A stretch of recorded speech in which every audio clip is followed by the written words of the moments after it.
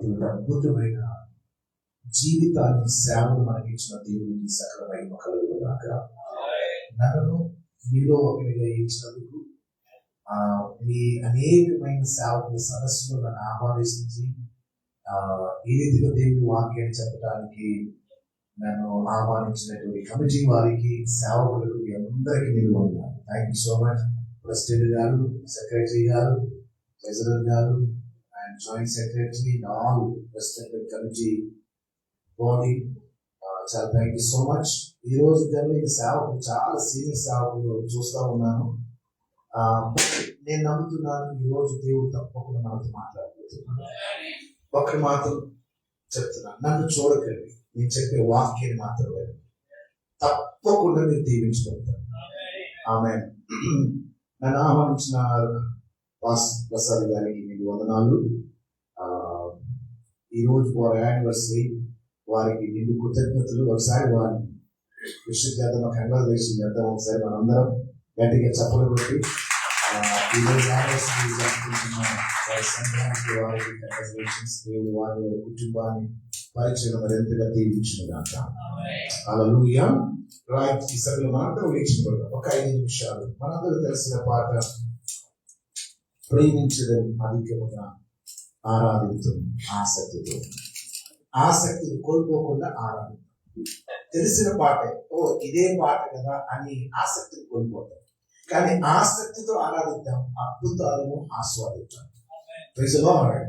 So మనందరము కలిసి దేవుని నామాన్ని స్తుతిద్దాం. మనందరూ తెలిసిన పాట, సంఘాల్లో మనందరం ఆరాధన చేసేవాళ్ళని. మీ ఇష్టం, చప్పలు కొట్టవచ్చు, చేతులెత్తి చేతులెత్తి, పాడేవాడు పాడవచ్చు, ఫ్రీడమ్. మన సేవకులకి ఏం చెప్పేది కాదు, మనము దేవుడు అంతే. హల్లెలూయా. రైట్. ప్రేమించేదను అధికముగా ఆరాధింతును ఆసక్తితో, ప్రేమించేదను అధికముగా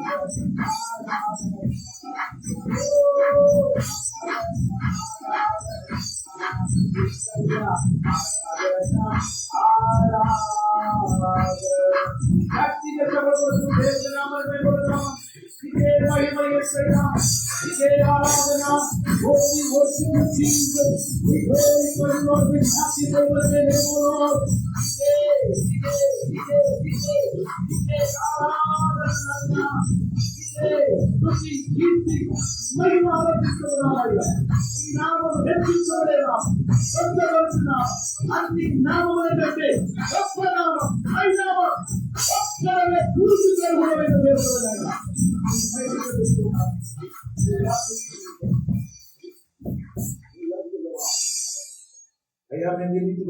కేవలం నువ్వు ఎబినేజరుగా మాకు తోడై ఉండి ఎంతవరకు కాపాడేవయ్యా. ఇది మా బలము, మా శక్తి కాదయ్యా, మా ధనము కాదు తండ్రి, మా జ్ఞానం, మా పరపతి, మా బ్యాక్గ్రౌండ్ కాదయ్యా.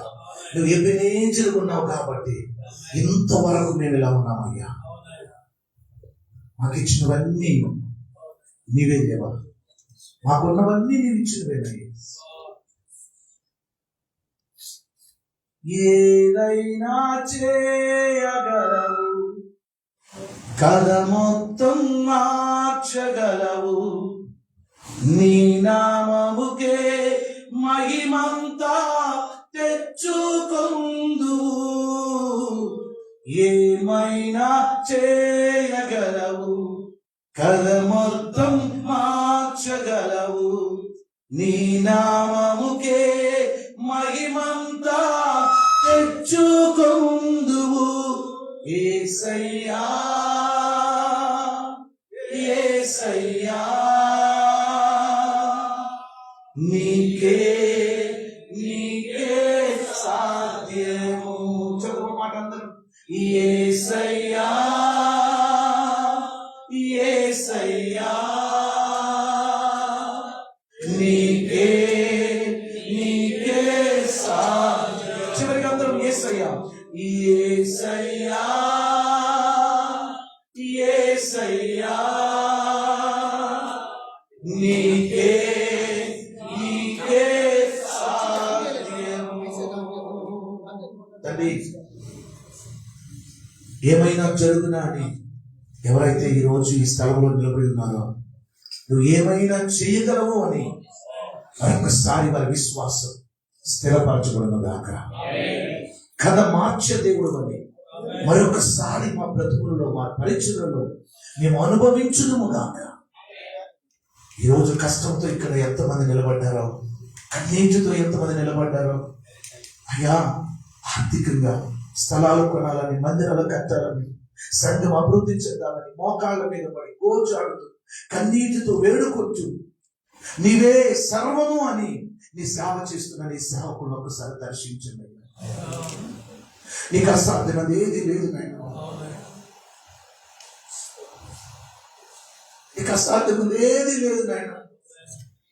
నువ్వు ఏదైనా చేస్తావయ్యా, ఏమైనా చేస్తావయ్యా. ఇది జరగదు అని అనుకున్న మనస్సుతో ఎవరైతే ఇక్కడ ఉన్నారో తండ్రి, అది జరుగుతుంది అని నమ్ముదురు గాక. నా చరిత్ర మారదు, నా పరిచర్య మారదు, నా కుటుంబం మారదు, నా విశ్వాసులు మారరు, కథ మారదని అనుకుంటున్నారో తండ్రి, ఈరోజు చరిత్ర మార్చే దేవుడు నీవని మేము నమ్ముతూ ఉన్నామయ్యా. రానున్న ఈ 4 మాసాలనైనా 25 లోపే కొంతమంది చరిత్రలు మారును గాక, కొంతమంది పరిచయలు మారిపోవును గాక, కొంతమంది కుటుంబాల్లో ఎన్నడూ ఎప్పుడు చూడని గొప్ప అద్భుతాలు యేసు నామమున చూచుదురు గాక. నువ్వు ఏదైనా చేయగలవు అని ఆ డిసెంబర్ 31వ తారీఖులని దాసులు సాక్షి గణపరుస్తూ ఈ నామానికి మహిమ ప్రభావాలు అన్నిటికీ మించి మా ప్రాణాత్మ దేహములను సజీవ యాగముగా సర్వాంగ హోమముగా నీ సజీవమైన అర్పణ వచ్చిన కార్యం మంచిది. ఆ కంఫర్టబుల్ చేస్తున్నాయి, ఆ పెద్దవాళ్ళు ఉంటే కొంచెం ముందు అంటే నా వాక్యం మీద వినాలని నేను చెప్పట్లేదు. ఆ కంఫర్టబుల్ చైర్స్ ఉన్నాయి, ఫ్రీగా చైర్ అప్పర్ చైర్ కూర్చున్నా కూడా ఆ బాగుంటుంది. ఈ రోజు నేను నమ్ముతున్నాను మీరందరూ దీవించబడబోతున్నారు దగ్గరగా. హల్లెలూయా. నేను నమ్ముతున్నాను ఇది వరకు ఎలాంటి వాక్యం మీరు ఉండదు. ఆమేన్. Praise the lord. హల్లెలూయా. పాస్టర్ ప్రసాద్ గారు నన్ను అడిగారు, సేవకుల కూలికి వాక్యం ఏమని ఇస్తారా? నేను వెంటనే ఆయన పంపిస్తాను. వాగ్దానం చేసిన వాడు నమ్మదగిన వాడు. ఆమేన్. చదువుదామా? ఆ మాట చదువుదామా? ఇక్కడ ఉంది కదా, వాగ్దానం చేసిన వాడు నమ్మదగిన వాడు. అందుకు చదువుదామా ఆ మాటని? ఏప్రిల్ పత్రిక 10వ అధ్యాయం 23వ వచనంలోకి. ఏప్రిల్ పత్రిక 10వ అధ్యాయం 23వ వచనంలోకి. ఏప్రిల్ పత్రిక 10వ అధ్యాయం 23వ వచనం.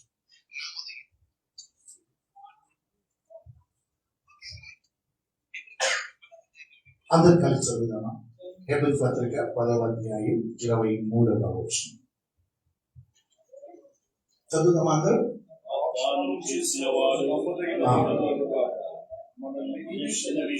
మన నిరీక్షణ విషయమై మనం ఒప్పుకున్నది మనం ఒప్పుకున్నది మనం నిశ్చలముగా పట్టుకుంది.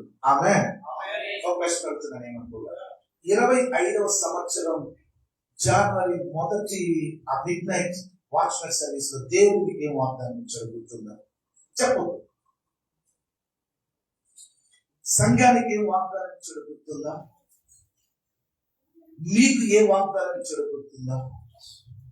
అంటే మనం వాగ్దానాలు తీసుకోవడంలో అద్భుతంగా ఎక్కడ శాఖల ముఖ్యమంత్రులు అయితే, లేకపోతే సతీష్ గారు ఇస్తే ఒక వాగ్దానం, ప్రవీణ్ గారు ఇస్తే ఒక వాగ్దానం, తాపస్ గారు ఇస్తే ఒక వాగ్దానం, ఎక్కడికి వెళ్ళినా సేవకులు ఏం చేస్తున్నారు? వాగ్దానాలు ఇస్తున్నారు. మనం వాగ్దానాలు తీసుకుంటున్నాం. కానీ ఆ వాగ్దానమును నెరవేర్చేవాడు, జరిగించేవాడు నమ్మదగిన దేవుడు. కానీ నమ్మదగిన దేవుడు ఉన్నాడు, కానీ ఎందుకు వాగ్దానం నెరవేరట్లేదు అని ఆలోచిస్తే మ్యాటర్ ఏంటంటే నిశ్చలముగా పట్టుకోవట్లేదు, దాన్ని గట్టిగా పట్టుకోవట్లేదు. ఏ వాగ్దానం అయితే దేవుడు ఇచ్చాడో, ఏ వాగ్దానం అయితే మన ఎదుటి ఉందో, ఏ వాగ్దానం అయితే దేవుడు మనకు చేశాడో ఆ మనకు కొంచెం తెలుస్తూ, ఏ వాగ్దానం అయితే మనకు ఉందో ఆ వాగ్దానం ఎంతమంది గట్టిగా ప్రతిరోజు నీకు ఇవ్వబడిన వాగ్దానాన్ని ఎంతమంది రోజు దేవుని సన్నిధిలో ప్రార్థిస్తున్నాను, ప్రభువా నువ్వు నాకు వాగ్దానం చేశావు, ఈ వాగ్దానం నాకు నెరవేరాలి. ఈ రోజు బైబిల్ గ్రంథంలో నుండి ఒక పని మనిషి జీవితంలో దేవుడు తన వాగ్దానాన్ని ఎలా నెరవేర్చాడో మీకు చెప్పాలని ఆశపడుతున్నాను. దేవుడు ఎంత నమ్మదగిన వాడు అని అంటే ఆయనకి ఏ భేదం ఉంది. ఇంట్లో పని మనిషి, యజమానుడా, యజమానురాలా, గొప్పవాడా, లేకపోతే అభిషక్తుడా, లేకపోతే గొప్ప జనసము ఎక్కువ సంఖ్య కలిగినటువంటి సంఘ కాపురా, లేకపోతే ఒక పల్లెటూరులో ఒక సాధారణమైనటువంటి ఎవరికి తెలియకుండా ఆ గ్రామంలోని పరిచయం చేసే ఒక సామాన్యమైన వ్యక్తి ఎవరైనా కావచ్చు. కానీ దేవుడు ఒకరికి మాట ఇస్తే ఆ మాటను నెరవేర్చడంలో ఆయన నమ్మదగిన వాడు. నీకు ఎన్ని మాటలు ఇచ్చాడో నాకు తెలియదు, ఎన్నిసార్లు ఆయన వాగ్దానం చేశాడో నాకు తెలియదు. మీరు కానీ సెర్చ్ చేస్తే ఈ బైబిల్ గ్రంథంలో 30,000కు పైగా వాగ్దానాలు ఉన్నాయి. 30,000కు పైగా వాగ్దానాలు ఈ ఒక్క బైబిల్ గ్రంథంలో ఉన్నాయి. మనమేమో వేలు పెట్టి వాగ్దానాలు తీసుకుంటూ ఉంటాం. కానీ మనం రెగ్యులర్ గా బైబిల్ చదువుతూ ఉంటే దేవుడు మనతో మాట్లాడి మనకు వాగ్దానం ఇస్తూనే ఉంటాడు. సంవత్సరానికి ఒకసారి కాదు వాగ్దానం, ఎవ్రీ డే, ప్రతిరోజు మనం వాగ్దానం పొందుకోవచ్చు. ఎప్పుడు? దేవుని సన్నిధిలో వాక్యంతో కూర్చోండి. ఎందుకంటే ఆది యందు వాక్యము నేను, వాక్యము దేవుని యందు నేను, వాక్యమే యోహాను వాక్యము దేవుడై ఉన్నాడు. కనుక ఆ వాక్యమై ఉన్న దేవుడు మనలో క్రియ చేయాలి అని అంటే, ఆ వాక్యం నెరవేరాలి, వాగ్దానం నెరవేరాలి అని అంటే తప్పకుండా ప్రతిరోజు ఆ వాక్యముతో మన సమయాన్ని గడిపే వారముగా ఉండాలి. ఈరోజు హాగరు గురించి కొన్ని విషయాలు చెప్పి నేను ముగిస్తాను. హాగరు ఒక సేవకుడు, ఒక ప్రవక్త, దేవుని స్నేహితుడు అని చెప్పబడినటువంటి వాడు అబ్రహాం. జనములకు తండ్రిగా ఉండటానికి పిలువబడిన వాడు అబ్రహాం. నీవు ఆశీర్వాదముగా ఉంటావు అని వాగ్దానం చేయబడిన వాడు అబ్రహాం. అలాంటి అబ్రహాం ఇంటిలో ఒక పని మనిషి, అది కూడా హెబ్రీయురాలు కాదు, ఆమె ఒక ఐగుప్తీయురాలు. ఐగుప్తీయురాలైనటువంటి హాగరును దేవుడు ఎంతగా ఆస్వాదించాడు అని అంటే మన ఊహకు అందని విధముగా ఆస్వాదించాడు. హాగరు యొక్క సంతానమును, హాగరు యొక్క తరములను దేవుడు భూమి మీద ఎంతగా ఆస్వాదించాడు అని అంటే, ఈనాడు 55 ముస్లిం కంట్రీస్ ఉన్నాయి. ఈ 55 ముస్లిం కంట్రీస్ దీవించబడటానికి గల కారణం వాళ్ళ శక్తి, వాళ్ళ జ్ఞానం, వాళ్ళ యుక్తి, ఆయుర్భావులు అనేది కాదు, దేవుడు వాగ్దానం చేశాడు కనుక. చెప్తామా? హల్లెలూయా. అది ఎలానో నేను మీకు ఎవరైనా సరే, సువార్థికులైనా, ప్రవక్తమైనా, పాస్టర్వైనా, బోధకులైనా, ఒక లేమ్యాన్, ఎవరైనా సరే మనం దేవుని వాగ్దానాన్ని గట్టిగా పట్టుకుంటే దేవుడు మన జీవితాల్లో తన వాగ్దానం నెరవేర్చే దేవుడు ఉన్నాడు. దేవుడు అబ్రహామును పిలిచాడు. అబ్రహామును పిలిచిన తర్వాత అబ్రహాము సర్వం వదిలిపెట్టి వచ్చేసాడు. బలిపీఠం కట్టాడు, ప్రార్థన చేశాడు, బాగుంది. అంత బాగున్న తర్వాత ఇది కరువు వచ్చింది. పిలువబడిన వారికి ఏమొస్తుంది? మనందరం ఎలాంటి వారు అంటే దేవుడు నమ్మగానే అన్ని అద్భుతాలు జరిగిపోవాలి. అన్నిటినీ వదిలిపెట్టి వచ్చినటువంటి అబ్రహాముకు మాత్రం మీరు చూస్తే 1వ అధ్యాయం 12వ అధ్యాయం 8వ వచనం 10వ వచనం అప్పుడు ఆ దేశంలో కరువు వచ్చింది. ఆ దేశంలో కరువు భారముగా ఉన్నందున అబ్రహాం ఆదికాండం 12:10. సో కరువు వచ్చింది. వినండి, పిలువబడినంత మాత్రాన కరువు రాదు, సమస్య రాదు, ఏ కష్టం రాదు, ఏ నింద రాదు అని మనం విప్పకపోదు. అబ్రహాముకు కూడా కరువు వచ్చింది. మీరు కానీ చదివిన తర్వాత ఇస్సాకు కాలంలో కూడా కరువు వచ్చింది. కానీ ఇస్సాకేమో కరువు వచ్చిందని గెరాల్లోనే ఉన్నాడు, వెళ్ళలేదు. ఆ గెరాల్లో ఉండి విత్తనం వేశాడు, 100 పంట కోసాడు. కానీ అబ్రహాము మాత్రం కరువు వచ్చిందని ఐగుప్తుకు వెళ్ళాడు. ఐగుప్తుకు వెళ్తే ఆపద వచ్చింది. జీవితంలో గుర్తించాల్సింది ఏంటి అని అంటే, ఏదో సమస్య వచ్చిందని మనం ప్లేస్ మార్చటమో, సంఘం మారిపోవటమో, సంస్థ మారిపోవటమో, విశ్వాసులను మార్చటమో కాదు చేయాల్సింది. సమస్య వచ్చినా దేవుడు ఎక్కడ ఉండమని చెప్పాడు, మనం అక్కడే ఉండాలి. 100 ఫలించాడు. కరువులో ఇస్సాకు 100 ఫలించాడు. కానీ అదే కరువులో అబ్రహాము భార్యను పోగొట్టు. కారణం ఏంటి? ఆ ఊరు వచ్చిన కరువు వచ్చిందని ఎవరో చెప్పారు. మన ఊరికి ఆమె చూడటానికి 60 సంవత్సరాలు కానీ అద్భుతమైన అందగత్తండి అన్నారు. 60 సంవత్సరాలు. అబ్రహాముకి శారాముకి 10 సంవత్సరాల డిఫరెన్స్. అబ్రహాము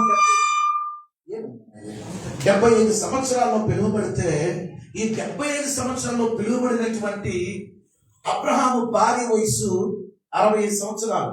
ఈ 65 సంవత్సరాల వయసులో అందగత్తె పొగిడారట పొరవ దగ్గర. సూపర్ లేడీ మన ఊరు వచ్చింది, అద్భుతమైన అందగత్తె వచ్చింది. అంటే 65 సంవత్సరాల్లోనే అందం ఉందంటే, ఇక మన భాషలో చెప్పాలంటే 20-25 సంవత్సరాలకి ఎక్కడ ఉంటుంది. మనమేమో అందానికి ఎన్నో రాకుంటాం. ఒక ఆయన అన్నాడు, ఐ డై ఫర్ క్రైస్ట్ అన్నాడు. ఐ డై ఫర్ క్రైస్ట్ అంటే అర్థమైంది. రంగి దేవుడు ఇంకా రంగికి తప్పదండి. రంగి సేవకుడు ఎప్పుడు డిగ్నిఫైడ్ ఉండాలి. అని చెప్పడం హల్లెలూయా. సేవకుడు ఎప్పుడు డిగ్నిఫైడ్ ఉండాలి. నేను కూడా కొన్నిసార్లు మా మిస్సెస్ అంటుంటాను, కొంచెం కళ్ళు ఇచ్చు కదా, మీరు ముసలి కాదు కదా. నేను అంటాను, ఆల్మోస్ట్ ఇంకొక సంవత్సరం అయితే 50లో పడతానమ్మా చాలే. పిల్లలకి పెళ్లిదన్నా అవ నీకు అప్పుడు దాకా 40 అంటారు. వచ్చారు నా ఎదురు నర్సింగ్ ఇంటర్వ్యూ చూడలే, నన్ను చూస్తారు, no problem. I die for Christ, I die for Christ.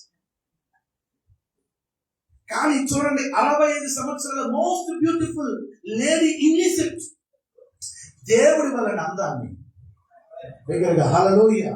యోబుకు ముందు పుట్టిన పిల్లల సౌందర్యవంతులను రాయబడ్డ తర్వాత పుట్టిన 3 ఆ తూర్పు దేశంలోనే అందగత్తెలను రాయబడి ఉంది.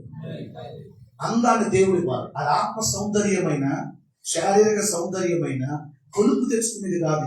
అలాగని ఆరోగ్యాన్ని కాపాడుకోకుండా, అలాగని స్నానం చేయకుండా కొంతమంది అప్పుడే లేసి కొంతమంది స్టేజ్ మీదకి వెళ్ళేవాడు మన మొహం గడుపు. ఎప్పుడు సేవకుడు అంటే డిగ్నిఫై ఉండాలి. హల్లెలూయా. ఏముంది ఏం లేదని కాదు, మనం చూస్తే సేవకుడిని గుర్తించాం. ఆమేన్. సరే, అక్కడికి వెళ్ళారు, తీసుకున్నాడు. ఎవరు నా చెల్లెని చెప్పాడు. సరే, అబద్ధం ఆడాడు. అఫ్కోర్స్ వాళ్ళ బంధువుల ప్రకారంగా కూడా చెల్లి అవుతుంది. అప్పట్లో వారి వరుసలు ఇవన్నీ అవన్నీ మాట్లాడుకునే దానికంటే సరే వెళ్ళిపోయి. ఈలోపు దేవుడు రాజుగారి భార్య గర్భాన్ని, పరివారి గర్భాన్ని అన్ని మూసేశాడు. దేవుడు గద్దించాడు. సరే, శారమ్మని ఇచ్చాడు. మళ్ళీ బ్యాక్ శారమ్మతో పాటు ఎవరు వచ్చారంటే హాగరు వచ్చారు. అక్కడి నుండే హాగర్ చరిత్ర ప్రారంభమైంది. హాగరు అబ్రహాము యొక్క కుటుంబంలోనికి ఎలా వచ్చింది అంటే, శారాను పట్టకపోయినటువంటి రాజుగారు పనివారిని, వెండిని, బంగారం, ఏమీ లేని వాడు, కరువు వచ్చిందని ఈజిప్ట్ వెళ్ళిన వాడు 13వ అధ్యాయంలోకి వచ్చేసరికి 2వ వచనం చదువుతారు ఎవరన్నా? 13:2 చదవండి. అబ్రహాము వెండి బంగారములు పశువులు కలిగి బహుధనవంతుడై ఉండెను. ఎక్కడి నుండి వచ్చింది చూడండి, 15వ వచనం. ఫరో యొక్క అధిపతులు ఆమెను 12:15 ఆమెను చూసి ఫరో ఎదుట ఆమెను కుదిరింది కనుక ఆ స్త్రీ ఫరో ఇంటికి తేబడింది. అతడు ఆమెను బట్టి అబ్రహాముకు వేరు, అందువలన అతనికి గొర్రెలు, గొడ్లు, మగగాడిదలు, దాసులు, పనికత్తులు, ఆడగాడు, ఒంటెలు ఇయ్యబడెను. అబ్రహాము ధనవంతుడు అయ్యాడు అని అంటే నమ్మండి, మనం కూడా నమ్మాల్సింది ఏంటంటే, మనంతటా మనం ఏం తెచ్చుకోలేము. మనకి కూడా ఫరో లాంటి వాడిని ఎవరో దేవుడు సిద్ధపరుస్తాడు. నమ్మట్లేదు, నమ్మితే జరుగును కాక. ఎవరో ఒకరు వస్తారు, ఫరో లాంటి వాళ్ళు 10 మంది వస్తారు. ఎవరో ఒకరు వస్తారు, అయ్యా ఏదో చర్చి కడుతున్నాం అంటగా, ఇది 1,00,000 రూపాయలు తీసుకో. స్థలం అంటున్నాం అంటగా, ఇదిగో 2 లక్షలు తీసుకో. విశ్వాసం ఉందా లేదా చెప్పండి, ఉందా లేదా? అంటే మీరు అనుకోవచ్చు, అంటే నా భార్య కూడా పోవాలని. నేను చెప్పేది అది కాదు. మన భార్య తీసుకెళ్ళి ఇప్పుడు మేలు చేయటం కాదు. ఆ కాలంలో అది. ఈ కాలంలో నిక్కచ్చిగా, నిజాయితీగా పరిచయం చేస్తున్నావు కనుక దేవుడు ఎవరినో ఒకరు లేపే దేవుడై ఉన్నాడు. మరుగైన ధనమును ఇచ్చే దేవుడై ఉన్నాడు. సరే, అలా ఆగరు వచ్చేసింది. ఆగరు ఎందుకు ఫరో దగ్గరికి వెళ్ళింది అంటే, చరిత్రలో ఆగరు యొక్క కుటుంబం వాస్తవంగా చాలా పేద కుటుంబం. ఒక 3 పాయింట్లు చెప్పి ముందుకు వెళ్ళిపోతాం జాగ్రత్త. ఆగరు యొక్క కుటుంబం చాలా పేద కుటుంబం. ఎంత పేద కుటుంబం అంటే, తినటానికి తిండి లేనంత ఘోరమైన కుటుంబం ఆగరు కుటుంబం. ఈ బైబిల్లో లేదు, నేను చెప్పేది చరిత్ర. నంబర్ 1. నంబర్ 2, రాజుగారి కోటలో ఒక ప్రకటన వచ్చింది. ఆ ప్రకటన ఏంటి అంటే, మీ ఇళ్లలో ఉన్నటువంటి వారు ఎవరైనా రాజ గృహంలో, రాజకోటలో పని చేయటానికి మీ పిల్లలు పంపించవచ్చు, రాజుగారు ప్రతి నెల మీకు జీతం ఇస్తారు అనే ప్రకటన వెలువడినప్పుడు ఆగరు తండ్రి ఏం చేశారంటే, ఆగరుని రాజుగారి కోటలోకి పంపించడానికి ఆగరుని సిద్ధపరిచాడు. అమ్మా, తెలుసు కదా నీకు ఇంకా అక్కలు ఉన్నారు, మేమున్నాం, మేమందరం బ్రతకాలంటే డబ్బు లేదు, చాలా కష్టంగా ఉంది. మంచిది, నువ్వు కొంచెం అందంగా ఉన్నావు కాబట్టి నువ్వు వెళితే మాకు కొంచెం డబ్బు వస్తుంది, నువ్వు అక్కడ సుఖపడతావు, మేము అక్కడ సుఖపడతాం, కాబట్టి నువ్వు వెళ్ళు అని ఆఖరిని బలవంతంగా ఇష్టము లేకపోయినా ఒక యవ్వన వయసు టీనేజ్ గర్ల్ అండి, టీనేజ్ గర్ల్ రాజకోటలోనికి తీసుకురాబడినప్పుడు ఆమె టీనేజ్ గర్ల్, ఒక యవ్వన కుమార్తె. ఆ యవ్వన కుమార్తె పంపబడింది. ఒకసారి ఆలోచించండి, ఒక టీనేజ్ గర్ల్కి ఎలా ఉంటుంది జీవితం? ఎన్ని ఆలోచనలు ఉంటాయి. నేను మంచిగా చదువుకోవాలి, నేను మంచిగా స్వేచ్ఛగా బ్రతకాలి, నేను స్వతంత్రంగా బ్రతకాలి, నా మట్టుకు నేను గొప్పగా ఉండాలి, ఎన్నో కలలు, ఎన్నో ఆశలు, చక్కగా ఒకరిని మాత్రం మ్యారేజ్ చేసుకుని వివాహ జీవితంలో సెటిల్ అయిపోవాలి, ఎన్నో ఉంటది. కానీ ఇప్పుడు తండ్రి ఏం చేశారు తెలుసా? బలవంతంగా ఇష్టం లేకపోయినా ఆఖరిని ఫరో కోటలోకి పంపాడు పని చేయటానికి. 3వది, అక్కడ ఆయన చేసేది గొప్ప పని కాదు, బాత్రూమ్ కాదు, ఇల్లు ఓడవటం, పని మనిషి, పని కత్తె, ఆ ఒంటెలు, ఆ గేదెలు ఉన్న చోట ఆ పేడ మొత్తం తీసేసి శుభ్రపరచడం, ఇది ఆమె చేసేటువంటి పని. ఇది ఆమె బ్యాక్గ్రౌండ్. ఇది ఆఖరకు ఉన్నటువంటి బ్యాక్గ్రౌండ్ ఏంటి అని అంటే, అది ఒక పేద కుటుంబం నుండి వచ్చింది. 2వది, బలవంతంగా పంపబడింది. 3వది, రాజ కుటుంబంలోకి వెళ్ళిన తర్వాత ఏదైనా ఉంది అని అంటే ఆవిడకి లేదు, జస్ట్ కష్టపడటం ఒక్కడు తప్ప ఇంకా వేరే ఏమీ లేదు. అటువంటి భయంకరమైనటువంటి సమస్యలో అటువంటి జీవితాన్ని జీవిస్తూ ఉన్నప్పుడు బైబిల్ చెప్తూ ఉంది, ఫరో అబ్రహాముకి శారాను బట్టి మేలు చేశారు. ఆ మేలు చేసినటువంటి మేలులో కొంతమంది పనివారిని కూడా పంపించాడు. ఎవరిని? కొంతమందిని పనివారు, వాళ్ళందరూ ఐగుప్తులు. ఆ పనివారిని పంపిస్తే ఆ పనివారిలో ఒకరెవరంటే ఆ హాగరు ఇప్పుడు శారమ్మకి ప్రియమైనదిగా ఉండి ఇంటిలో సహాయం చేస్తూ చాలా చక్కగా మన్ననలు పొందింది. ఇష్టపూర్వకముగా చేస్తూ యజమానురాలు చేతి కింద నమ్మకమైన పనిగట్టిగా ఉంది. నమ్మకమైన పనిగట్టిగా హాగరు జీవిస్తున్న వేళ ఇప్పుడు అబ్రహాముకి 80 సంవత్సరాలు వచ్చింది. ఎన్ని? 80. ఆ 85 75 సంవత్సరాల వయసులో దేవుడు వాగ్దానం చేశాడు. ఇప్పుడు అబ్రహాముకి 85 సంవత్సరాలు వచ్చాయి. ఈ 85 సంవత్సరాల్లో ఒక్క వాగ్దానం కూడా నెరవేరాలి. ఇప్పుడు శారం ఏం చేసింది అని అంటే హాగరు వైపు చూసి, అబ్రహామా కమా, నా ద్వారా ఎంత నీ పిల్లలు కట్టదు, ఇదిగో చక్కగా 86 సంవత్సరాల వాడికి 30 సంవత్సరాలు ఆనందించారు.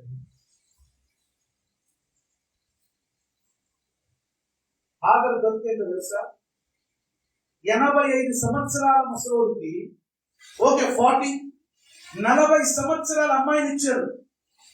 అది కూడా ఇంట్లో ఇక హాగరికి వేరే దిక్కు లేదు. శారా చెప్పిన మాట వినటం తప్ప, అబ్రహాముకు లోబడటం తప్ప హాగరికి ఇక వేరే మార్గం లేదు. లోబడాల్సిందే. ఇక ఇష్టాలు కష్టాలు ఏమీ లేదు. ఇక నువ్వు ఆయన చేసుకోవాల్సిందే. ఇక అంతే.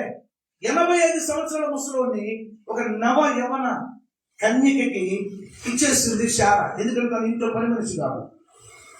అబ్రహాం నో చెప్పలేదు, చేసుకున్నాడు. కుమారుడు కొన్ని మార్లు మన గృహాల్లో పాస్కములు కూడా శారములాగా ఉంటాయి. దేవుడికి సహాయం చేసే ఒళ్ళుగా మారిపోతారు. అర్థమైందా? అబ్రహామా, నాకెట్టా పిల్లలు కలగరు. ఇప్పుడు నేను మార్పు, కానీ బీజం నీదేగా, విత్తనం నీదేగా, నీ వంశమేగా. శారా ద్వారా రాకపోయినా హాగరు ద్వారా వస్తుందిగా. ఈ హాగరు ద్వారా తను అద్భుతమైనటువంటి సూపర్ ఐడియా. అబ్రహాం కూడా ధమాక వచ్చింది కదా.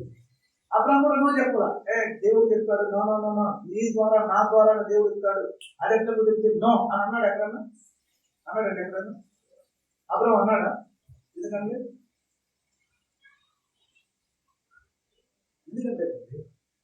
మనం అబ్రహాం గురించి చాలా గొప్పగా చదువుతాం. మరి అబ్రహాం ఎందుకనలేదు? శారా గురించి చాలా గొప్పగా చదువుతాం. మరి శారా ఎందుకు దేవుడి వాగ్దానం నమ్మలేదు? అది ప్రాబ్లం.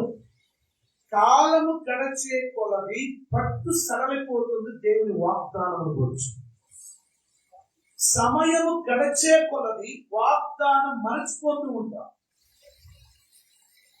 కొంచెం కాలాతీతం అవుతూ ఉంటే దేవుని వాగ్దానం గురించిన అనుమానం కలుగుతుంది. అనుమానమే కాదు, ఆ వాగ్దాన నెరవేర్పుకి దైవ ఆలోచన కాకుండా మానవ ఆలోచన తీసుకుంటాం. ఆ మానవ ఆలోచనే హాగరు.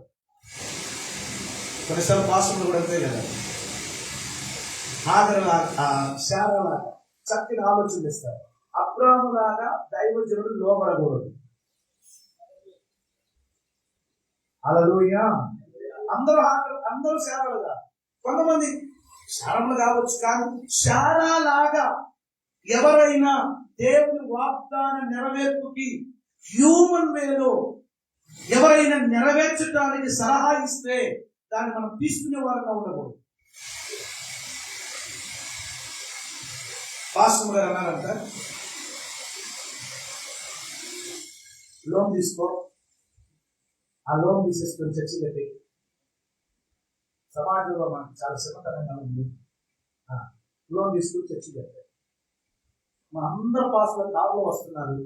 ఇప్పుడు మన కారు రాకపోతే ఎక్కడ, నా పేరు మీద లోన్ ఇస్తానంటున్నారు, లోన్ తీసుకో అని సలహా ఇచ్చారు. ఇప్పుడు ఇంకొక లోన్ తీసుకున్నారు. 2 లోన్లు, నెలకి 50,000 కట్టాలి.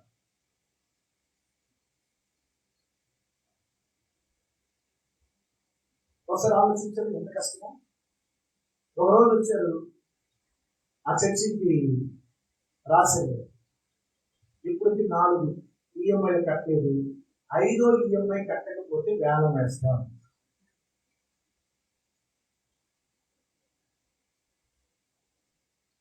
వాళ్ళకి ఇల్లు అయినా చర్చి అయినా ఈఎంఐ వాళ్ళకి, లోన్ ఇచ్చిన వాళ్ళకి ఏం లేదు.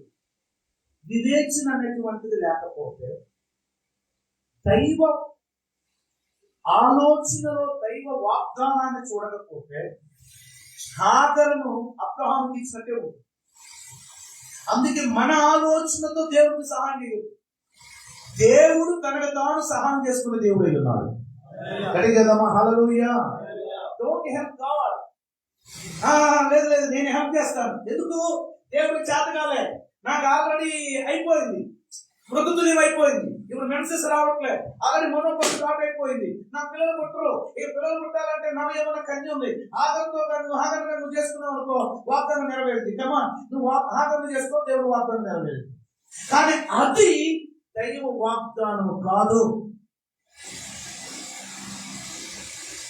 ఈరోజు దేవుని ఆలోచన అనుకుని మానవుని ఆలోచనతో దైవ వాగ్దానమును నెరవేరుద్దాం అనుకుని పొరపాటు చేసి తప్పు చేసి లేవలేని స్థితిలో చాలా మంది సేవకులు ఉన్నారు.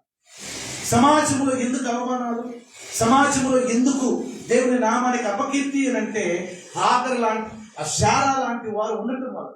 అందుకే దేవుని పిల్లల దేవుని దైవజనులారా మన జీవితాల్లో మనము శారా లాగా హ్యూమన్ మైండ్ హ్యూమన్ థాట్ కాదు, కానీ దేవుని పని దైవ ఆలోచనతో చేయుటకు దేవుడు మనకు సహాయం చేయగాక.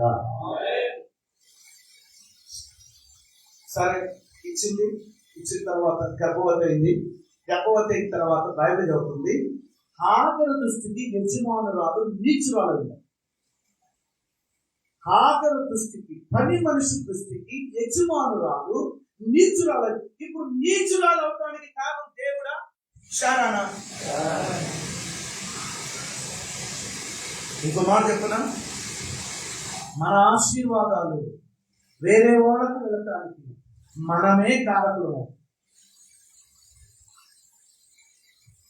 మనకు రావాల్సిన ఆశీర్వాదాలు వేరే వాళ్ళకి, అంటే వాళ్ళ ఆశీర్వాదాలు ఉన్నాయి, అవి నీ ద్వారా వెళ్తాయి, వేరే విషయం. కానీ నీ ద్వారా అంటే నీ కొరకు దేవుడు ఏది సిద్ధపరిచాడో అవి నీకు రావాలి అని అంటే ఆ వాగ్దానం గట్టిగా పట్టుకునే వారము ఉందము కాక. దేవుడు తలుచుకుంటే 25 సంవత్సరాల కార్యాన్ని ఒక రోజులో చేసేసాడు. 25 సంవత్సరాల్లో చేయవలసిన సేవని ఈ నెల రోజుల్లో దేవుడు జరిగిస్తాడు. మనం నమ్మాలి.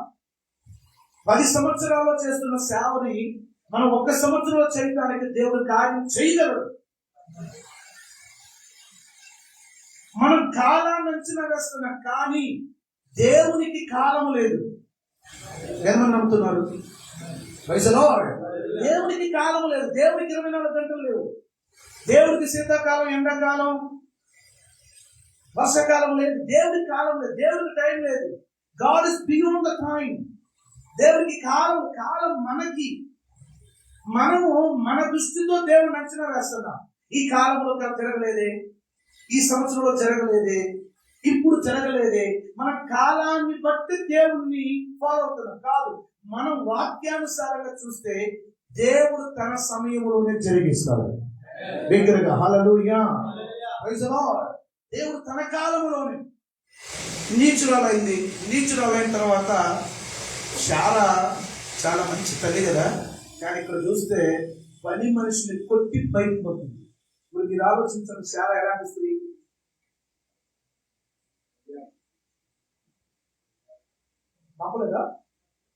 తప్పలేదండి, పట్టలేదా? బైబిల్ చెప్తుంది శ్రమ. ఓకే, చదువుతా.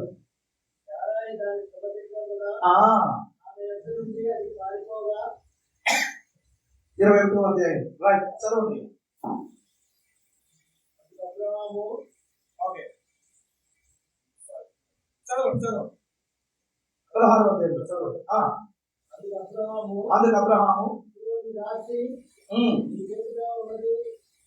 ఓకే, 16వ అధ్యాయం 5వ వచనం చదవండి. 4 నుండి చదవండి.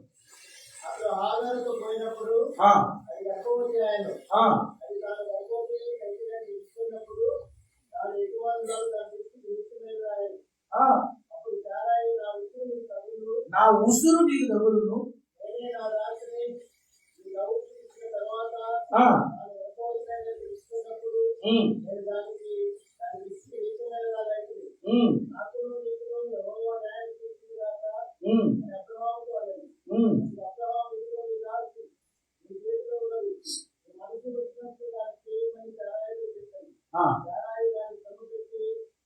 చూడండి చాలు. ఏం పెట్టింది? ఎవరు? శారా గురించి సూపర్ పిక్చర్ ఉంది మనకి. కానీ హాగర్ విషయంలో శారా పిక్చర్ ఏంటో చూడండి. శారానే విశ్వాసులకు తల్లే. కానీ వాగ్దానం ఆలస్యం అవుతున్నప్పుడు తాను చేసినటువంటి ఒక తప్పుడు నిర్ణయం తన జీవితానికి నీచమైంది. అది మాత్రమే కాదు, తన గర్భం పండవలసిన దానికి బదులు వేరొక వ్యక్తి గర్భము పండేటట్టు కారకురాలైంది. తనకు రావలసిన ఆశీర్వాదం, తను పొందుకోవలసిన తన ఆశీర్వాదం తనే ఇంకొకరికి ఇచ్చింది. అది దైవ చిత్తం కాదు. నమ్మండి, వినండి ప్లీజ్. నీ ద్వారా జరగవలసిన దైవ కార్యములు నీ ద్వారానే జరగాలి. గట్టిగా బిలీవ్ దిస్. అప్పుడు వరకు మనం చనిపోమండి. ఆమేన్. నీ ద్వారా దేవుడు ఏదైతే సంకల్పించాడో అది నీ ద్వారానే జరగాలి. దాని కొరకు మనం నిలబడాలి, ఆ వాగ్దానాన్ని పట్టుకోవాలి, దానిలో మనం స్థిరపడాలి. దేవుడు ఆలస్యమైన పర్లేదు, అద్భుతం చేస్తాడు. కాలముతో పని లేదు, ఆయన కాలానికి మించిన దేవుడు. కానీ ఇప్పుడు నీచురాలైంది, శ్రమ పెడితే పారి అంటే తన ఇంటిలో ఉన్న పని మనిషిని పారిపోయేంతగా శ్రమ పెట్టింది. ఎవరు? శారా. అంటే ఎంత గొప్ప దైవజనురాలు చూడండి. దైవజనులు కొంతమంది అమ్మ సారి నీ గురించి కాదు, కానీ దైవజనురాలు శ్రమ పెట్టకూడదు, భర్తల్ని శ్రమ పెట్టకూడదు, కుటుంబాన్ని శ్రమ పెట్టకూడదు, ఈవెన్ సంఘాన్ని శ్రమ పెట్టకూడదు. హల్లెలూయా. కారు కొంటేనే నీతో ఉంటా, లేకపోతే వెళ్ళిపోతానని ఒక పాస్టర్ ఒప్పుడు తిప్పేది. ఇప్పుడు ఆ పాస్టర్ ఏం చేయాలి చెప్పండి? అసలు నేను నిన్ను చేసుకుంటే సుఖపడతానని, నేను నిన్ను చేసుకుంటే నువ్వు నన్ను. ఇప్పుడు ఫ్యాషన్ ఏంటి అని అంటే, పాస్టర్ అనగానే మనకి ఏం కావాలి? ఒక మాట చెప్తాను, ఆ కారు రావలసిన సమయంలో కారు వచ్చేస్తుంది. హల్లెలూయా. బైబిల్ కాలేజీలో 12 సంవత్సరాలు టీచర్ చేశాను జిఎఫ్. నేను ఎవరికైతే బోధించానో వాళ్ళు బయటకు వెళ్ళి మంచి సేవ చేసి కారులో తిరుగుతున్నాను. నాకు కారు లేదు, నాకు బైక్ మాత్రమే ఉంది. నేను బయటకు వచ్చి దాదాపు 2011 సంవత్సరం బయటకు వచ్చి 2019 వరకు సేవ చేశాను. నాకు కారు లేదు. కానీ నేను ఎవరికైతే బోధించానో ఆ స్టూడెంట్స్ మంచి సేవకులై కార్లు తిరుగుతూ, ఇతర దేశాలు తిరుగుతూ అద్భుతంగా గొప్పవారు. నేను ఎప్పుడు ఈడ్చిపడలేదు. ఒక అతను కారు వేసుకుని వచ్చాడు. సార్ చెప్పు, దేవుడు కారు ఇచ్చాడు సార్, మంచి సంఘం, దేవుడు గొప్ప సంఘాన్ని ఇచ్చాడు, పెద్ద చర్చి సార్. నేను కారుకి ఇచ్చి ప్రార్థన చేసి పంపించాను. కానీ నా కారు రావడానికి 2019. నేను 1999లో నా మినిస్ట్రీ ఫుల్ టైం స్టార్ట్ చేస్తే నా కారు రావడానికి 2019 అయింది. అది ఎన్ని సంవత్సరాలు అయింది? 20 సంవత్సరాలు. Matter of car, matter of ఈ ఎర్త్లీ థింగ్స్ కాదు మనకి. అది కూడా బెస్ట్ కార్ ఇచ్చాడు. మళ్ళీ అది కూడా కరోనాలో ఇచ్చాడు. కరోనాలో అందరూ అలాడుతుంటే, కరోనాలో మనుషులు చనిపోతూ ఉంటే, కరోనాలో భోజనం లేకుండా ఉంటే, కరోనాలో నాకు ఇచ్చాడు దేవుడు. 2020 కరోనా వచ్చింది. 2020 అంటే దేవుడు ఏదైతే సిద్ధపరచదు మనకు వస్తుంది, దేవుడు ఇస్తాడు. కానీ నిశ్చలముగా వాగ్దానం పట్టుకుందుము గాక. శ్రమ పెట్టింది, పారిపోయిన తర్వాత దేవుడు వాగ్దానం ఇచ్చాడు. చూద్దామా? 16వ అధ్యాయం త్వరగా రండి. 19వ వచనం. మరియు యెహోవా దూత 16:10 మరియు యెహోవా దూత నీ సంతానమును నిశ్చయముగా విస్తరింపజేసేదను, అది లెక్కింప వీలు లేనంత విస్తారములని దాంతో చెప్పింది. మరియు యెహోవా దూత, ఇదిగో యెహోవా నీ మొర వినెను, నీవు గర్భవతివై ఉన్నావు, నీవు కుమారుని కని అతనికి ఇష్మాయేలు పేరు పెట్టుదు. దేవునికి మహిమ కలుగును గాక. Praise the lord. ఇంకొక వాగ్దానం 17వ అధ్యాయం 17వ వచనం. అబ్రహాము సాగిల పడినవి 100 ఏళ్ల వానికి సంతానం కలుగున, 90 ఏళ్ల శారా కరుణ అని మనసులో అనుకునేది. 18వ వచనం. అబ్రహాము ఇష్మాయేలు నీ సన్నిధిని బ్రతుకను అనుగ్రహించుము అని దేవునితో చెప్పగా, దేవుడు నీ భార్య శారా నిశ్చయముగా నీకు కుమారుని కను, నీవు అతనికి ఇస్సాకును పేరు పెట్టుదు, అతని తరువాత అతని సంతానము కొరకు నిత్య నిబంధనగా నా నిబంధన అతనితో స్థిరపరచు. 20వ వచనం. ఇష్మాయేలును గూర్చి నీవు చేసిన మనవిని ఇంటిని, ఇదిగో నేను అతన్ని ఆశీర్వదించి అతనికి సంతానాభివృద్ధి కలుగజేసి అత్యధికముగా అతన్ని విస్తరింపజేసదని, అతడు 12 మంది రాజులను కను, అతన్ని గొప్ప జనముగా చేసేదని. దేవునికి మహిమ కలుగును గాక.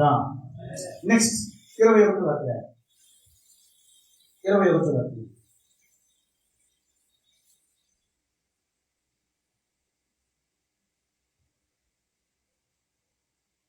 11వ వచనం.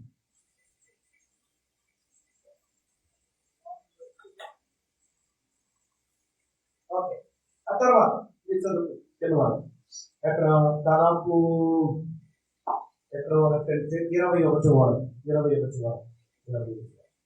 Okay, right. దేవుడు అబ్రహాముకి ఇస్సాకును ఇచ్చిన తరువాత ఇప్పుడు మళ్ళీ శారాను మెచ్చుకోవాలి. అమ్మా పాస్టమ్ శారాను సోపరం మెచ్చుకోవాలి. ఎందుకు మెచ్చుకోవాలి అంటే ఇస్సాకు పుట్టిన తరువాత ఒక మంచి నిర్ణయం తీసుకుంది. ఆ నిర్ణయం ఏంటంటే హాగరు ఇష్మాయేలు ఇంట్లో ఉండటానికి వీల్లేదు, వెళ్ళిపోవాలి. అది అబ్రహాముకి నొచ్చుకుంది. కొన్నిసార్లు నిజంగా ఇలా ఉంటుంది, అక్కడేమో తప్పుడు ఆలోచన చెప్తుంది, ఇక్కడేమో రైట్ ఆలోచన చెబుతుంది. అందుకే ఆ వివేచన దేవుడు మనకి ఇచ్చును గాక. ఏమిచ్చింది? 21వ అధ్యాయములో 10వ వచనం. ఈ దాసిని దీని కుమారుని వెళ్ళగొట్టును, ఈ దాసి కుమారుడు నా కుమారుడైన ఇస్సాకుతో వారసుడై ఉండడని అబ్రహాముతో అనెను. మనం ముందు చదువుకున్న 17వ అధ్యాయంలో కూడా అదే ఉంది. ఇస్సాకే, ఇష్మాయేలు. ఎవరిది వాళ్ళదే.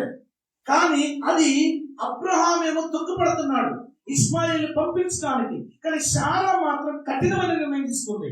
ఏమని అంటే ఇష్మాయేలు వెళ్లాల్సిందే, ఇస్సాకుతో ఎన్నడూ ఇష్మాయేలు వారసుడు కాదు. పరిచర్యలో కొన్ని కఠినమైన నిర్ణయాలు చేయకపోతే ఆ వారసత్వం అయినటువంటి వాగ్దానములు నెరవేరవు. గట్టిగా హల్లెలూయా. ఎవరికి అర్థమైతే నాకు తెలియదు ఆ మాట. కఠినమైన నిర్ణయములు వాక్యానుసారముగా తీసుకొనకపోతే వారసత్వ సంబంధమైన దైవ వాగ్దానములు నెరవేరవు. అంత కఠినమైన నిర్ణయం తీసుకున్నది శారా. ఎందుకు అనంటే ఆమె రియలైజ్ అయిన తరువాత వాగ్దాన విషయంలో ఇస్సాకు వలనైనదే నీ సంతానం అనబడును అన్న వాగ్దానమును బట్టి ఆమె రైట్ డిసిషన్ తీసుకుంది. ఆ రైట్ డిసిషన్ లో అబ్రహాము కొంచెం బాధపడ్డాడు. సరేనని అబ్రహాము ఇప్పుడు హాగరును తీసుకున్నాడు. హాగరును తీసుకుని హాగరుకి 2 ఆస్తులు ఇచ్చాడు. వినండి, ఎన్ని ఆస్తులు? కొద్దిగా చెప్పు. 2 ఆస్తులు ఏంటి? ఒకటేమో రొట్టె, రెండోది నేల పిచ్చి. ఇదేనండి.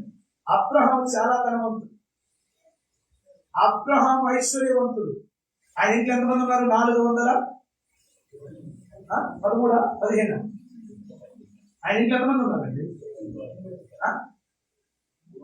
318 మంది. 318 మంది పనివారు కలిగిన అబ్రహాము ఇంట్లో రోజు అంతమంది తింటే ఇంకెంత ధనవంతుడై ఉంటాడు, ఎంత గొప్ప ధనవంతుడై ఉంటాడు.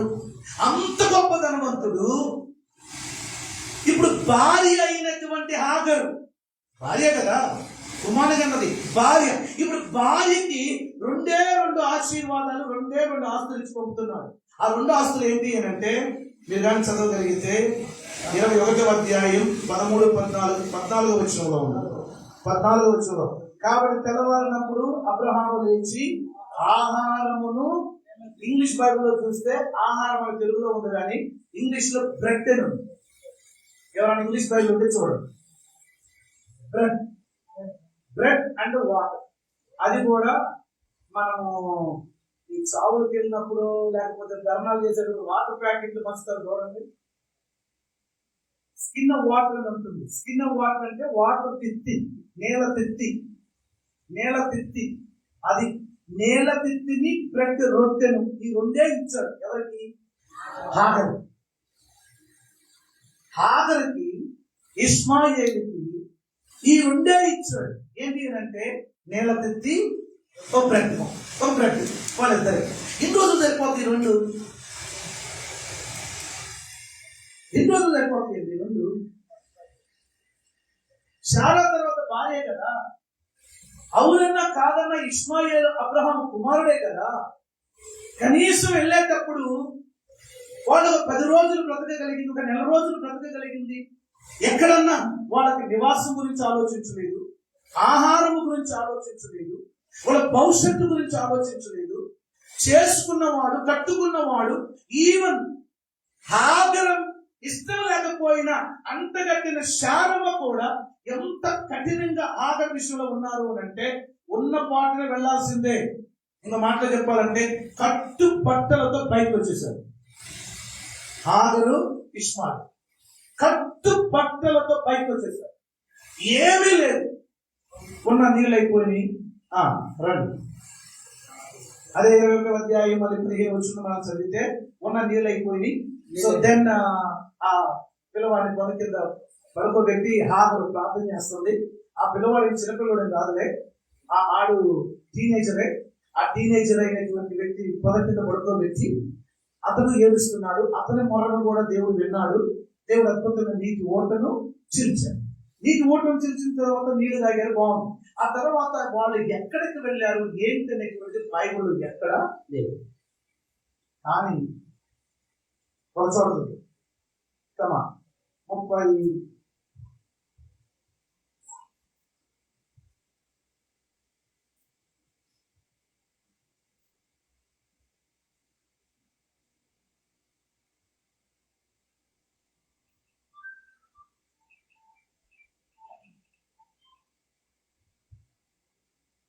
25వ అధ్యాయం 12వ వచనం. 25వ అధ్యాయం 12వ వచనం ఒక్కసారి చదువుదామా? 27:12 నుండి 18 వచ్చిన ఎవరు అక్కడ గట్టిగా చదువుతారా?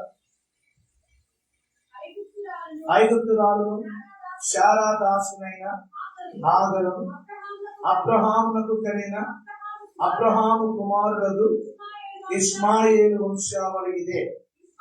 ఇష్మాయేలు జ్యేష్ఠ కుమారుడైన నెబాయోతు, కేదారు, అర్పయేలు, మిష్మాము, మిష్మాదూమా, మస్సా, అదరు, ప్రేమ, యోతులు, నాపేసు, ఎదెమా.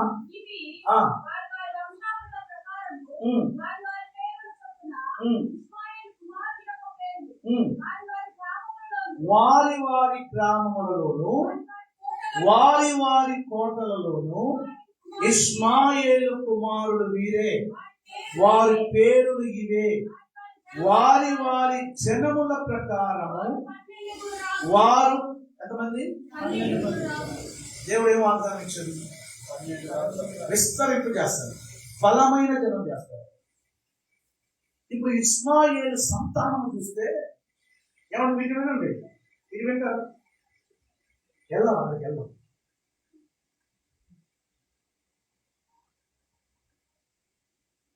నీళ్ళ తిట్టి రొట్టె ముక్క తీసుకుని బయటకు వచ్చిన వారు రాజులయ్యారు.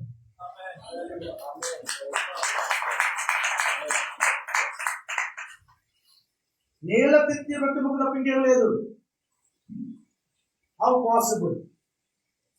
ఏమైనా చేయగలవు, కథ మొత్తం మార్చగలవు, నీ నామముకే మహిమంతా తెచ్చుకుందు. ఏమైనా చేయగలవు, కథ మొత్తం మార్చగలవు, నీ నామముకే మహిమంతా తెచ్చుకుందు. యేసయ్యా యేసయ్యా నీకే నీకే సాధ్యము. యేసయ్యా యేసయ్యా నీకే నీకే సాధ్యము.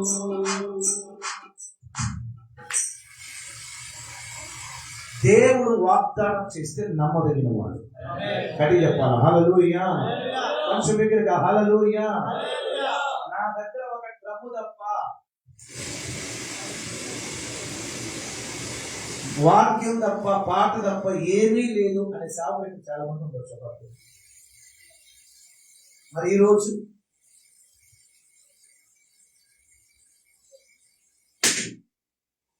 మీరు ఆమె చెప్పకపోతే అదే ఆమె జవాబు. మన స్థితి మన డ్రమ్ముతో ప్రారంభమైన స్థితి కాదు కదా, ఒక సైడ్ డ్రమ్ముతో. అవునంటారా కాదంటారా? మనం చాలా సార్లు వెనక్కి ప్రాబ్లం అది. ఎక్కడ ప్రారంభమయ్యామో, ఎక్కడి నుండి వచ్చామో సేవలు మర్చిపోతూ ఉంటాం. ఏ స్థితి నుండి ఏ స్థితికి దేవుడు తీసుకొచ్చాడో మర్చిపోతూ ఉంటాం.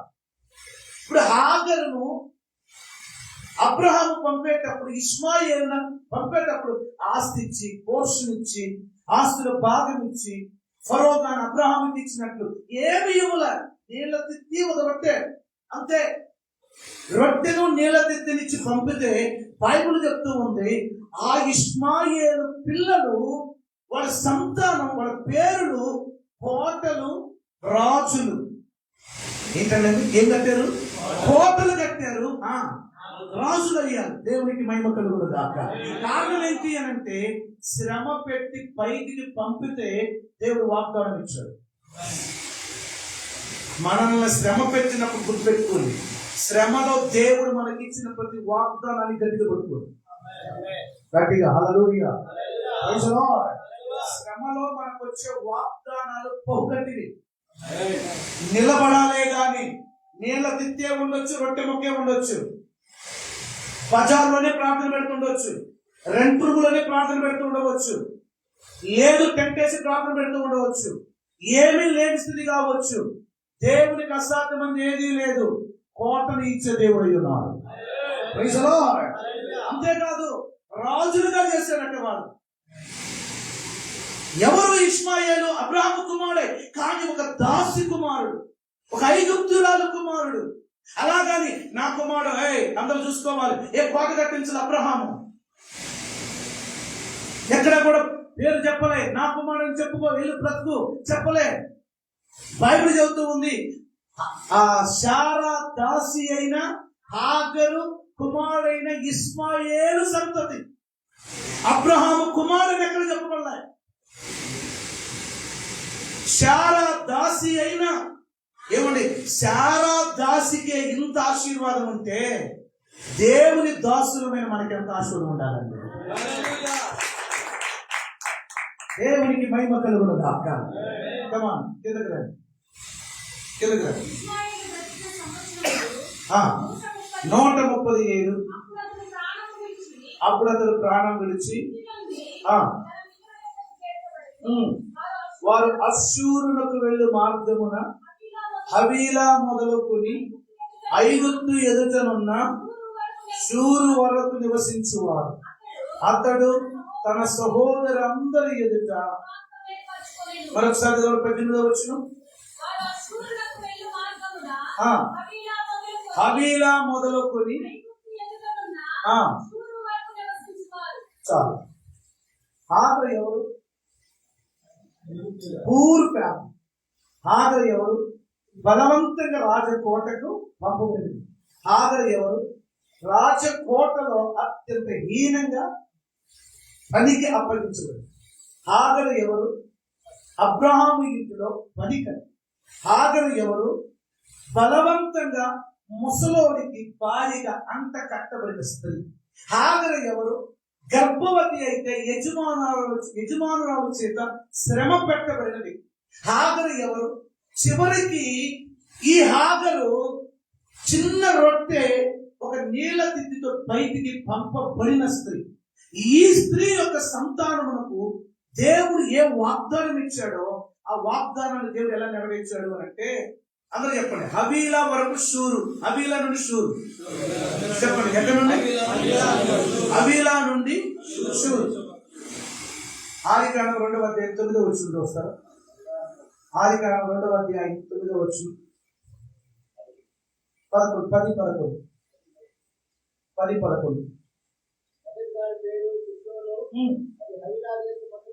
అది హవీలా దేశం అంతటి నుండి అక్కడ బంగారం ఉన్నది. ఆ దేశపు బంగారము శ్రేష్టమైనది. అక్కడ బోళమును గోమేరికములు దొరుకును. చాలు. ఇప్పుడు ఈ శ్రేష్టమైన బంగారము వెలగల రాళ్ళు గల ప్రాంతం ఎవరిది? ఇస్సాకుది కాదు, ఇష్మాయిల్.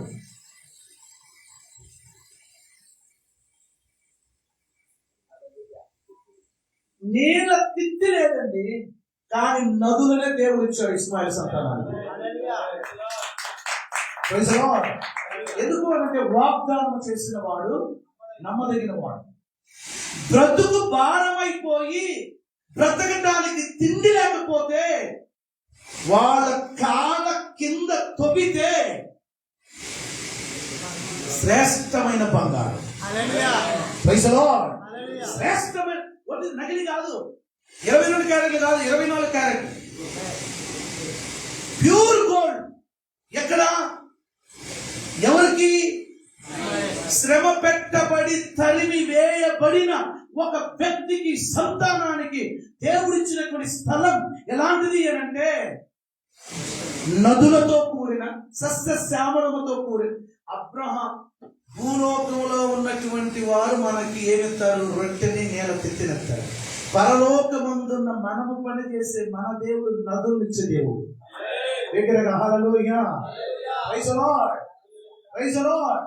నేను ఆ సంస్థలో పనిచేస్తాను. ఆ సంస్థలో పనిచేసినప్పుడు ఆ సంస్థ వాళ్ళు ఎంత ఇచ్చేవాడు తెలుసా? నాకు 2200 ఇచ్చేవాడు.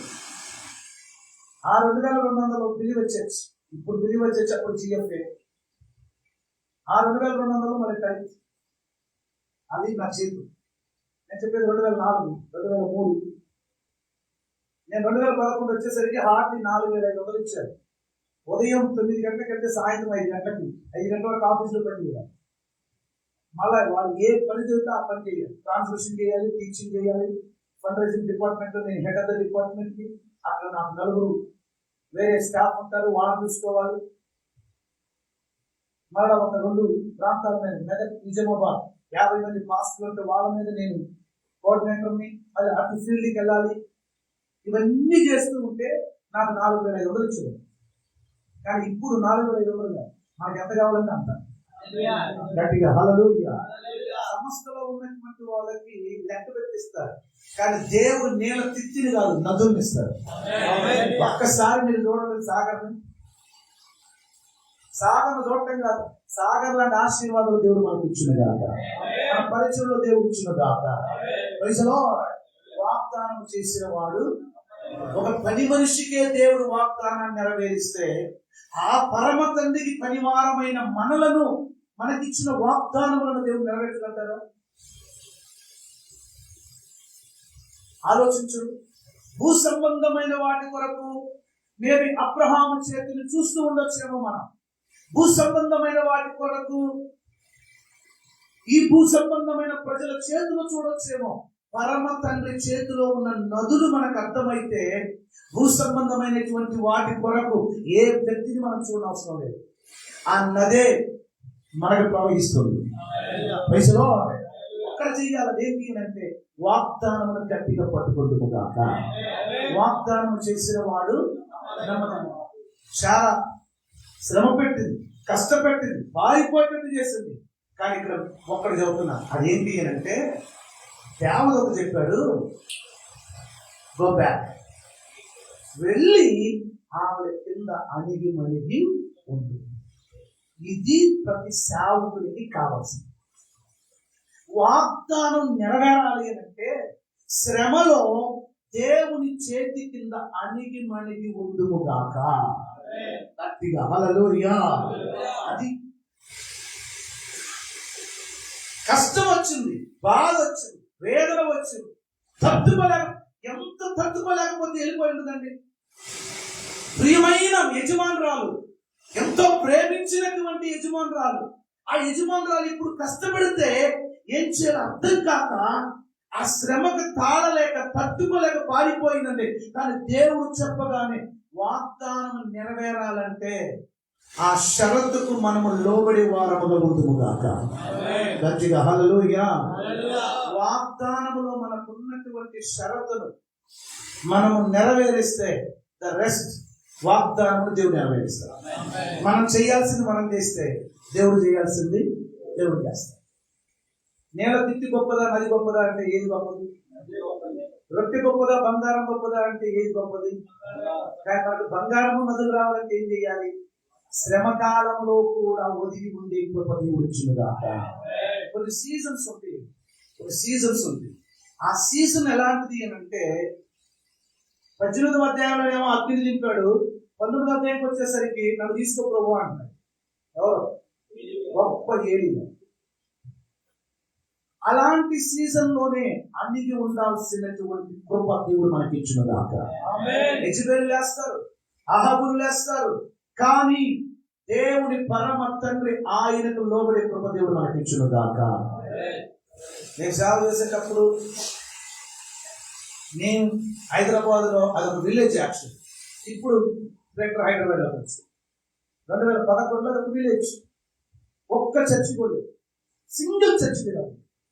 బైబిల్ పట్టుకొని నడిచినందుకు మా బైబిల్ కాలేజ్ విద్యార్థులు కొట్టేది. బైబిల్ పట్టుకొని నడిచినందుకు అటువంటి గ్రామం, ఆ గ్రామం అహ్మద్ కూడా చెప్పారు.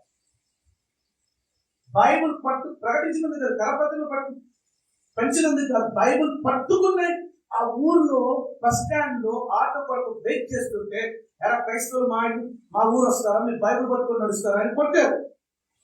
అటువంటి గ్రామంలో దేవుని సేవ చేయమని ఆ సేవ చేయడం ప్రారంభించారు.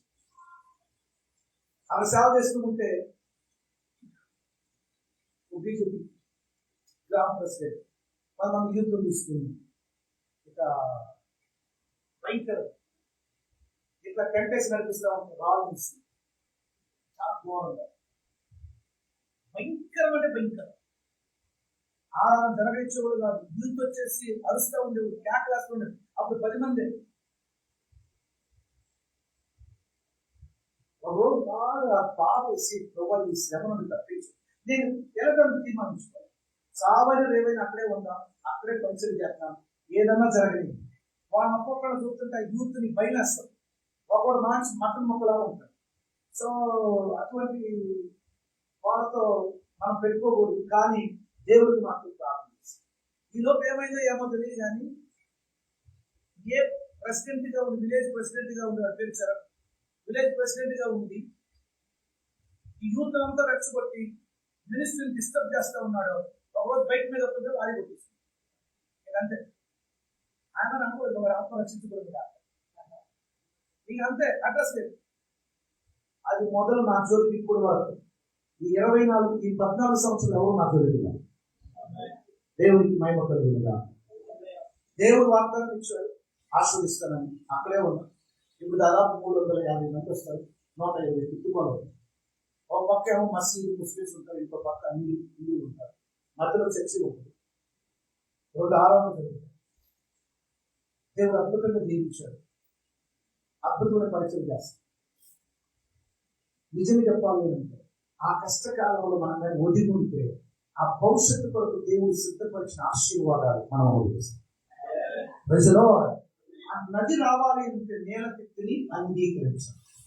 ఆ బంగారం రావాలి అని అంటే ఆ పెద్ద మొక్కని ఆచరించాలి. పనికి మాలినాడు నన్ను చేసుకుని కొడుకులు కానీ మధ్యలో వదిలేస్తావా, దుర్మార్గుడా, నీచుడా, పోతావరా రే పోతావరా అని అనలే. ఎక్కడ కూడా హాగరు శపించినట్టు లేదు, అంగీకరించింది. ఒబే, అటు శారాకి ఒబే అయింది, ఇటు అబ్రహాముకి ఒబే అయింది. కానీ దేవుడు మాత్రం ఆమె ఒబీడియన్స్, ఆమె విధేయతకి తన వాగ్దానాన్ని నెరవేర్చాడు. హల్లెలూయా, ప్రైజ్ ది లార్డ్. ఆలోచించండి, వాగ్దానం చేసిన వాడు పని మనిషి అయినా, బానిస అయినా, పేదరికమైన, కష్టకాలంలో ఉన్న, శ్రమలో ఉన్న, వేరే స్థితిలో ఉన్న, ఎంత ఘోరమైన పరిస్థితుల్లోనైనా దేవుడు మాత్రం వాగ్దానం. ఈనాడు భూమి మీద చూస్తే మన దేశాలు ఎన్నో ఉన్నాయి, 50 దేశాలు. ఎంతగా ఆస్వాదించాలో ఆలోచించండి. వాగ్దానం, ఒక్క వాగ్దానం ఎంతగా ఆస్వాదిస్తే మరి మన సేవకులు మనకెందుకు వాగ్దానం నెరవేరట్లేదు? మనం ఆయన పిల్లలం కదా, మనకిచ్చిన వాగ్దానాల విషయంలో మనం ఎందుకు లోబడలేకపోతున్నాం? మనం ఎందుకు యాక్సెప్ట్ చేయలేకపోతున్నాం? మనం ఎందుకు ఓర్చుకోలేకపోతున్నాం? మనం ఎందుకు తట్టుకోలేకపోతున్నాం? మనం ఎందుకు నిలబడలేకపోతున్నాం? మనం ఎందుకు ఏంటి దేవా నువ్వు పిలిచావు, ఏంటి ఎట్లా నిలబెట్టావు?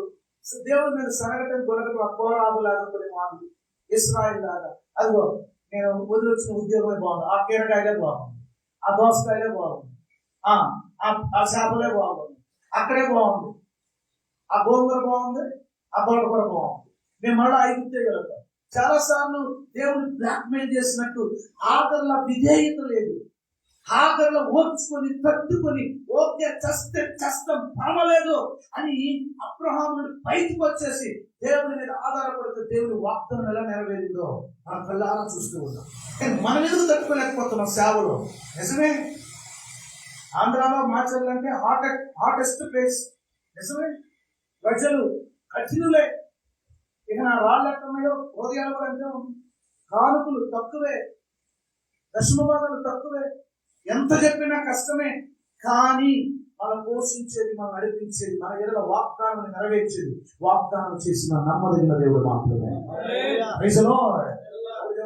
మన పరిస్థితులను బట్టి మాట్లాడవద్దు.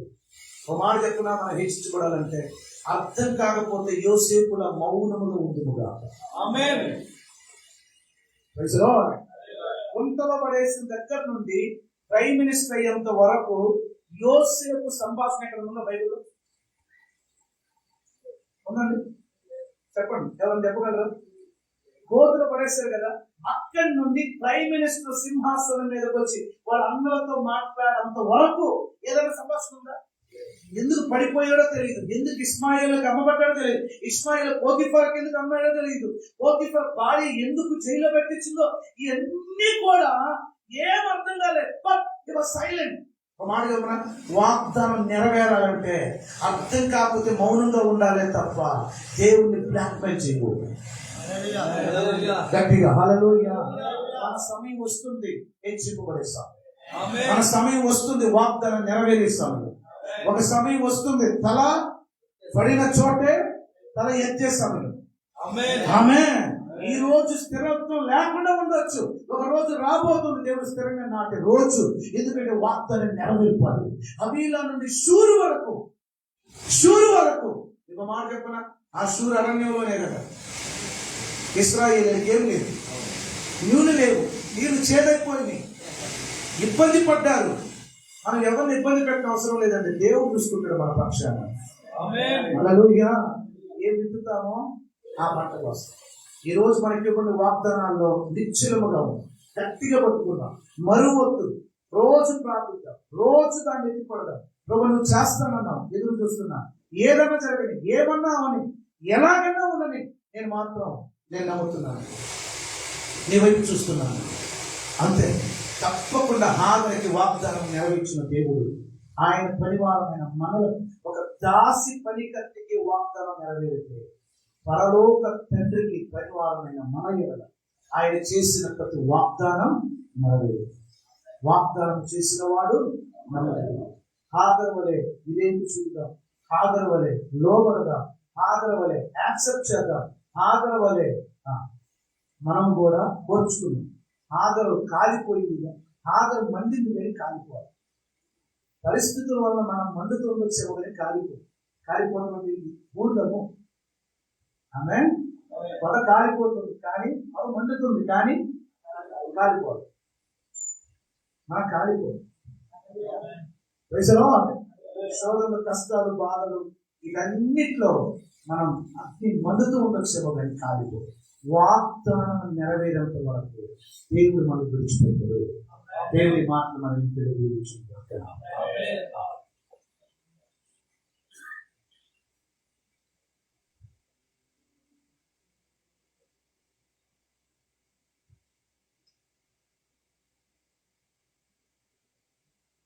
హల్లెలూయా. ఒకసారి క్లాప్స్ దేవుడు నామానికి మహిమ కలుగును గాక. మంచి వర్తమానం చక్కగా మన హృదయాలను తాకే వర్తమానం. నిజమే, అయ్యగారు చెప్పినట్లుగా కొన్ని క్లిష్టమైన పరిస్థితులు సేవా జీవితంలో, విశ్వాస జీవితంలో ఇప్పుడే మనం చాలా ప్రార్థన అవసరతలు చూసాం. ఏంటి ఎక్కువ ఏమున్నాయి చెప్పండి ఒకసారి. ఎక్కువ ఏమున్నాయి వినలేదా? ఎక్కువ ఏమున్నాయంటే మందిరాలు, మందిర నిర్మాణం, స్థలాలు, సంఘక్షేమాలు, సమస్యలు. నిజమే, ప్రతి సేవకునికి ఏదో ఒక అవసరం ఉంటే ఎవరు ప్రార్థన చేస్తారు?